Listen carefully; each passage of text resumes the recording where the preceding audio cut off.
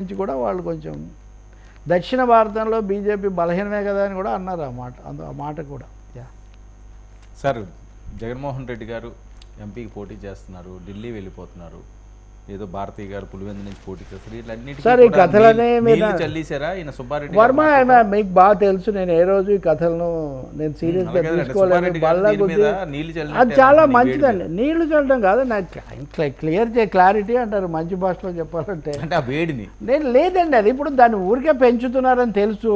Risk అని మనం పెట్టింది మొన్న మనం పెట్టింది చాలా బాగా చూశారు జనాలు. ఎందుకని రిస్క్ అండి.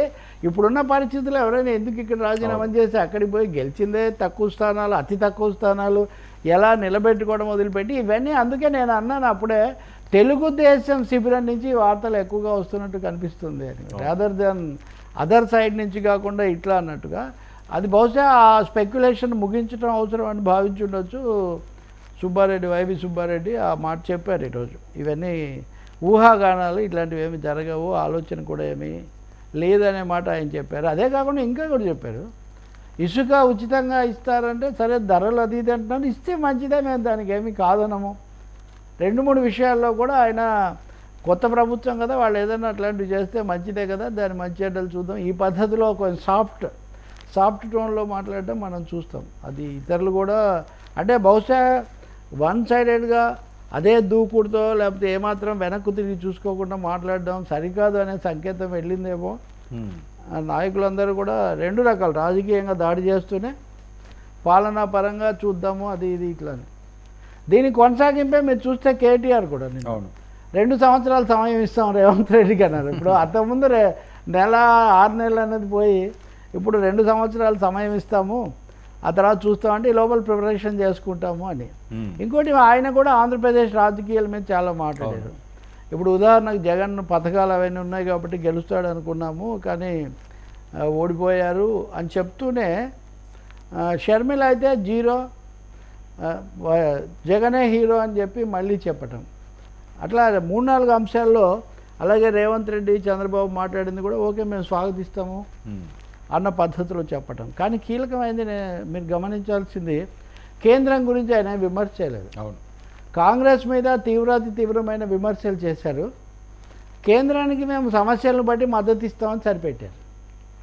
అంటే బీజేపీతో మరీ తీవ్ర వ్యతిరేకంగా వెళ్ళదలుచుకోలేదు బీఆర్ఎస్ అనే విషయం మనకు అర్థమవుతుంది. ఒకటేనే కాదు, ఓవరాల్గా కాంగ్రెస్ ఉంది. ఇప్పుడు కాంగ్రెస్ ఇద్దరిని ఒకటేసారి ఎదుర్కోలేము, దెబ్బతిన్నాం కాబట్టి అని. ఇంకొకటి ఏమో అభ్యర్థులను మార్చకపోతే ఓడిపోయామంటున్నారు. అభ్యర్థులను ఆయన అందరినీ మార్చారు కదా, మరి ఆయన ఎందుకు ఓడిపోయాడు? ఇప్పుడు ఎన్నికల ముందు మనం చర్చ చేసాం.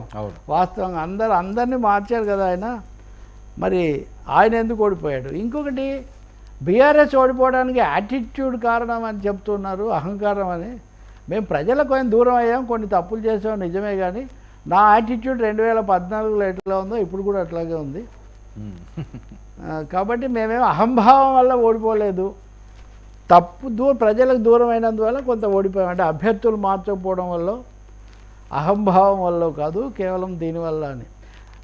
ఫిరాయింపుల మీద అప్పుడు మేమేమో అందరినీ కలిపేసుకున్నాం విలీనం కాబట్టి, ఇప్పుడు మీరేమో ఫిరాయింపులు ప్రోత్సహిస్తున్నారంటే దీనికి సమాధానంగా పొంగులేటి శ్రీనివాసరెడ్డి ఆయన ముఖ్యమైన వ్యాఖ్య చేశాడు. మీరు మా ప్రభుత్వాన్ని పడగొట్టము అని చెప్పే వరకు మేము ఫిరాయింపులు తీసుకుంటూనే ఉంటాము, ఎంతమంది వస్తే అంతమందికి, చాలా గేట్లు పెట్టి అన్నాడు. సో మొత్తం మీద చాలా రసవత్తరంగానే తెలుగు రాజకీయాలు 2 రాష్ట్రాల్లో కూడా నడిచేటట్టుగా కనిపిస్తుంది.